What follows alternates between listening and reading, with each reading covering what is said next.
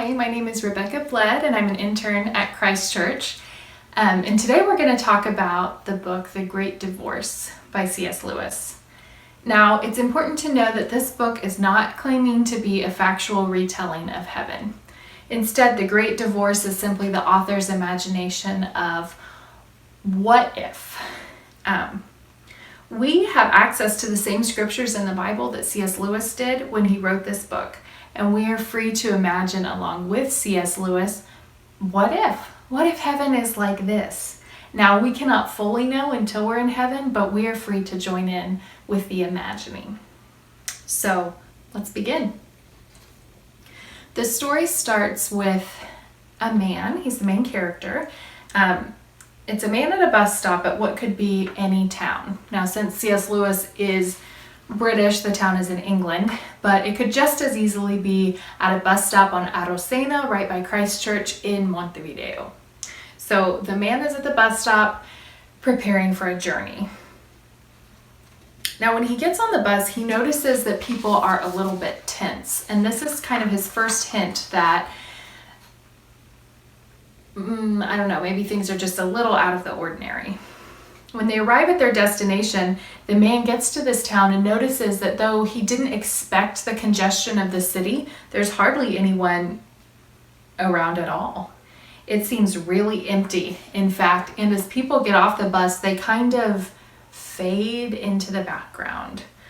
And the man notices there's kind of a translucent quality about the town. It's there, but not quite. Something's just a little bit off. So the man starts asking around. The few people that are still kind of in focus in this town say that anything can be had just by imagining it. Now, it's not the real thing, but the imagination of the thing can be had just by the wanting. So, for example, if you fight with your neighbors, which everybody does in this stressed out environment, you just move away. So the earlier arrivals to this town now live hundreds of years away, almost beyond human contact, because they fought and moved and further and further and further over and over again. And when they need a new house, they just imagine it and move in. So the man asks, okay, do these houses shelter you from the rain and from the night? And immediately everything goes quiet. One man hurries to answer, oh, no, we don't talk about night here. It's a figment of the imagination anyway. Everyone knows it will always be twilight. We just don't say the word night.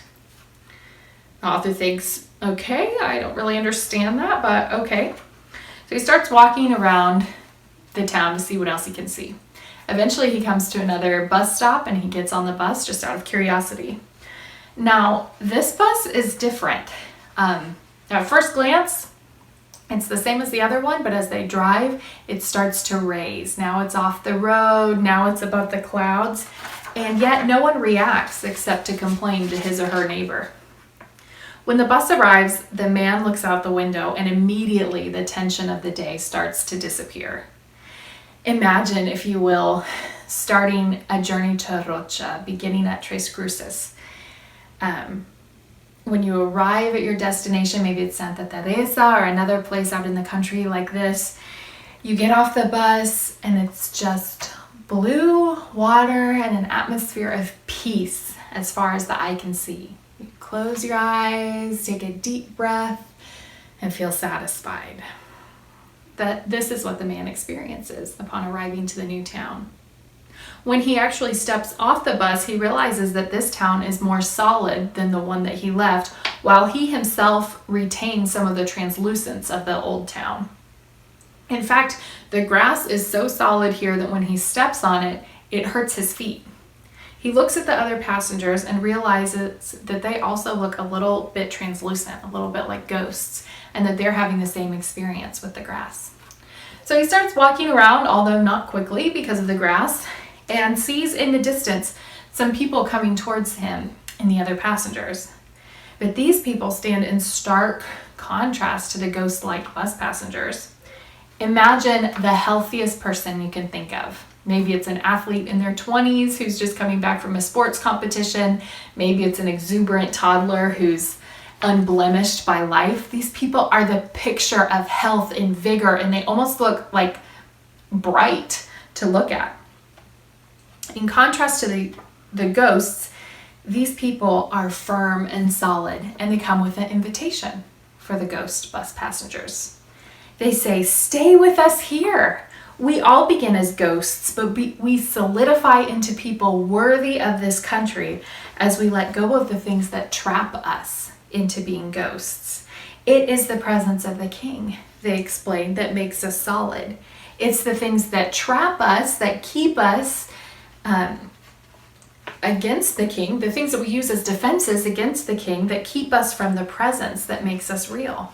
Leave those things behind and come with us to see the King." The man's heart soars at the invitation. He longs to just stay here and to see the King. He wants so badly to meet him. But first his feet must harden so he can walk and run on this grass without being cut. His fellow travelers seem to want to accept the invitation too. But as they start thinking about the things they would need to leave behind, they are afraid. One man is a painter, for example, and before he accepts the invitation of the solid people, he wants to make sure that he will still be able to paint. "You can," the solid people say, "but you don't need to here because the real thing is all around you, better than any painting." The man kind of sputters in frustration and a little bit of rage as he feels his whole identity is being threatened. "What do you mean? I'm a painter. That's what I do," he says. The solid person answers, "Don't you see? As a painter in the other world, you sometimes saw a flicker of the real thing and then you painted it so that other people could see too. But now the real thing is surrounding us and there's no longer a need to paint." Instead of threatening his identity, the solid people are inviting him into the fulfillment of it. But he still sees it as a threat. So the painter sadly tucks his paint under his arms, walks back to the bus, and goes back to Ghost Town.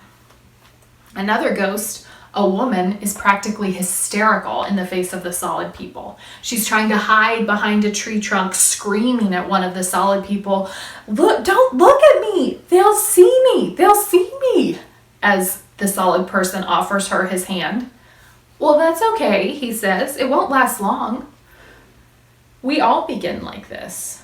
She almost believes him. She almost takes his hand.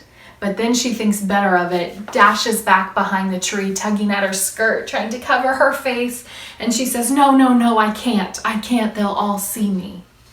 The shame of being seen without the finery she had used as self-protection in the other world was too much. And she got back on the bus and went back to Ghost Town. The rest of the story is like this. It's an invitation to give up the ghost or the shadow, as Nate said last week, of the real thing in order to become more yourself than you have ever been before as you are in the presence of the King, who's God. But almost to a person, it is too threatening. The what if is too scary, and they decide to remain ghosts.